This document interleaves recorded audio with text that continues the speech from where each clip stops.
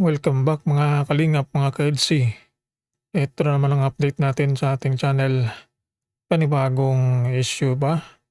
Panibagong kontrobersyal na hindi pa rin natitinag itong mga basher.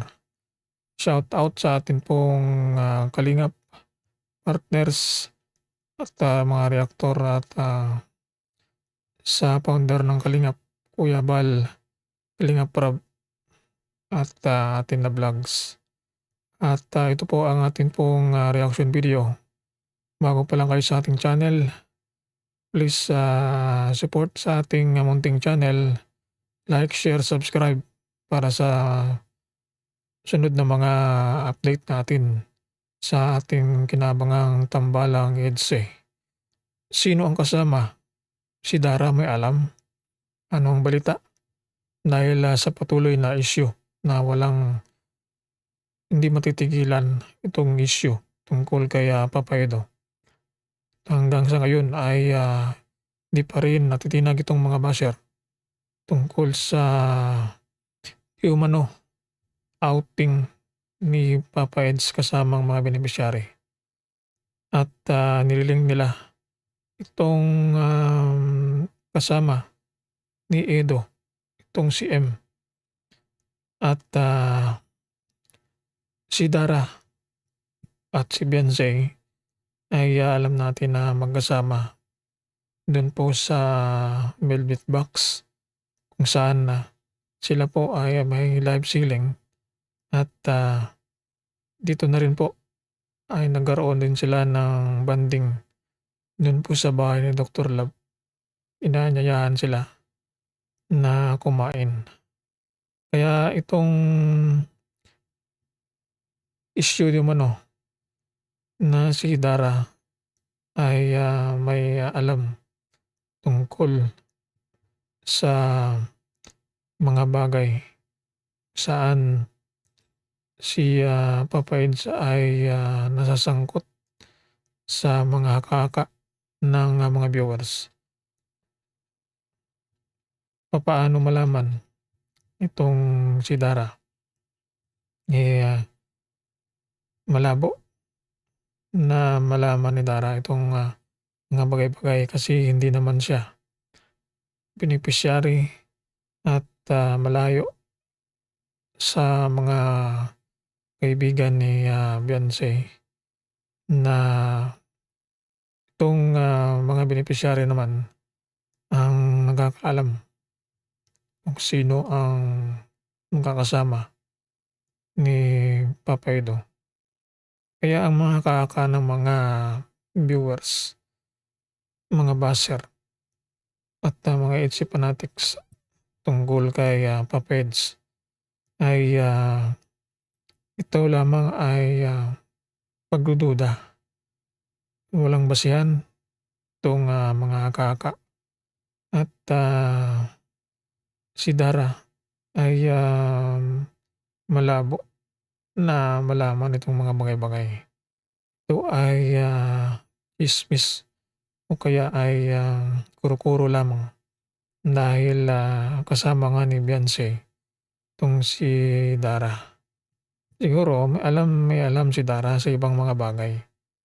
Pero ang tungkol dito sa kasama ni Papa Edo dun po sa outing sa mga beneficiary na pinag-inilalaan nila na kasama di ni Papa Eds tong si M.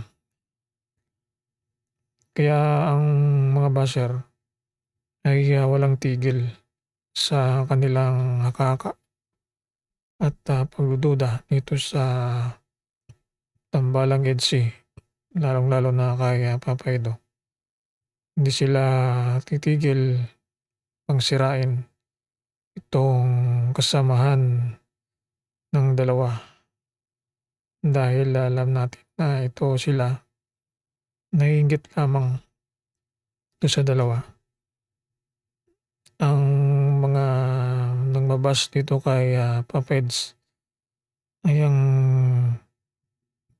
mga tao na ayaw magkatuluyan itong si Edo at Beyonce. Dahil nga nagkaroon daw umano ng red flag katapos ng episode 95 sa sinabi ni Papa Edo dun po sa vlog kung saan napaka-sensitive ng mga viewers dun sa sinabing biro ni Papa Eds kay Beyonce. At naging big deal para sa kanila itong mga binitawang salita ni Papa Edo. Itong si Beyonce at Edo ay okay, walang problema. Magawa lang ng issue itong mga basher tungkol sa dalawa pang masira itong pagsasamahan at mahikayat ang isipan o malason ang isip ni Beyonce dito sa kung ano ang pinapakita ni Papa Eds. Walang ebidensya, walang matibay na ebidensya na si Papa Edo ay may iba, babae o may ibang syota. Ang alam natin na ang galawan ng dalawa ay tunay, natural ang galawan ng dalawang ito. Kaya ang sinasabing si Dara may alam sa ibang bagay, may alam si Dara tungkol sa pagsasamahan ni Beyonce at Papa Edo. Ang alam ni Dara malamang na si Edo ang sundo kay Beyonce pagkatapos ng live selling at hinihatid itong si Dara dahil si Dara ang kasama ni Beyonce pagkatapos ng live selling. Kaya ito ang bulong na alam siguro ni Dara na si Papa Eds ang nagsundo o naghatid sa kanila punta sa bahay ni Dr. Love, sa bahay ni Beyonce.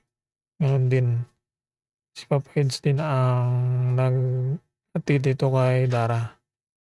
Kaya ito ang alam, pero walang kinalaman itong si Dara sa chismis na alam niya kung sino ang kasama ni Papa Edo doon sa nililink na si M na kasama ng mga beneficiary. Ito ang ating update sa trending na issue at walang katinag-tinag na paninira dito kay Papa Edo. Muli sa ating maraming salamat sa pagsubaybay. Sunod update, subaybayan natin ang sunod nating update dito sa EDC Love Team.